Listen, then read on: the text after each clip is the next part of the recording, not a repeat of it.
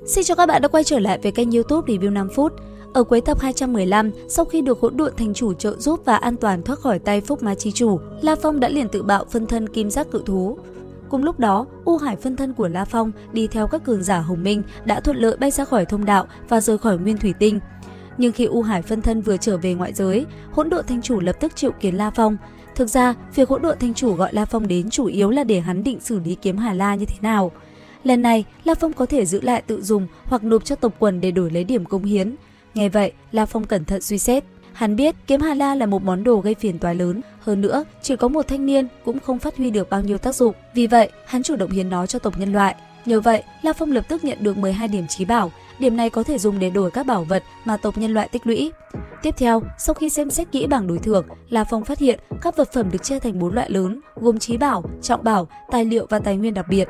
Vì La Phong không khỏi luyện dược hay luyện chế binh khí nên hắn quyết định đổi một món chí bảo, đó chính là Cửu Khiêu Hà, bởi vì giá của nó khá rẻ, chỉ cần 16 điểm chí bảo. Đồng thời, đây còn là chí bảo lĩnh vực hệ kim. Cửu Khiêu Hà có khả năng áp chế và trói buộc cực mạnh. Nếu kết hợp lĩnh vực pháp tắc tinh vi của mình với lĩnh vực chí bảo của Cửu Khiêu Hà thì uy lực của nó sẽ tăng lên gấp bội.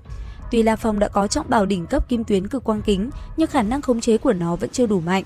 Nếu không thì Thiên Dương Tôn giả đã không thể chạy thoát khỏi tay La Phong.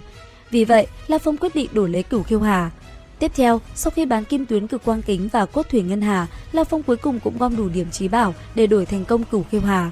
Xong xuôi, việc đầu tiên La Phong làm sau khi có được chí bảo này là để kim giác cự thú thử uy lực của nó. Vừa làm xong, kết quả khiến La Phong vô cùng vui mừng, bởi khi hắn thi triển Cửu Khiêu Hà trong trạng thái thiêu đốt thần lực, uy lực của nó thậm chí có thể tiêu diệt cả vũ trụ.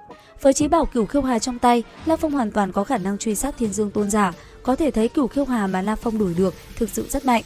Kế tiếp, để tìm mảnh kim loại đen thứ tư, La Phong chính thức lên đường đến Ân Pháp bí cảnh. Đây là một nơi cực kỳ hẻo lánh trong vũ trụ. Mục tiêu của La Phong chính là tượng thần tinh không trong bí cảnh này. Nói thêm một chút, tượng thần tinh không chỉ là chí bảo cung điện phi hành cấp cao, mà nơi đó còn có một vũ trụ chi chủ tên là tượng thần cư ngụ. Rất nhanh, La Phong sau một đoạn thời gian di chuyển đã ở một nơi mới. Nhìn nơi này một lượt, anh ấy lẩm bẩm, nơi này chính là vị trí tọa độ chỉ ra. Dứt lời, La Phong lập tức đáp xuống.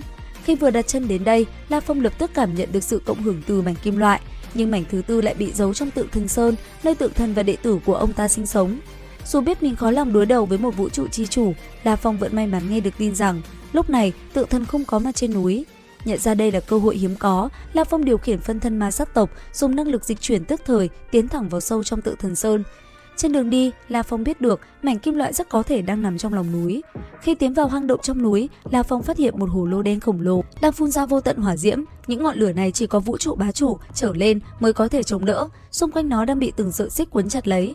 La Phong cảm nhận rõ mảnh kim loại thứ tư nằm bên trong hồ lô, vì vậy hắn quyết định liều mình tiến vào.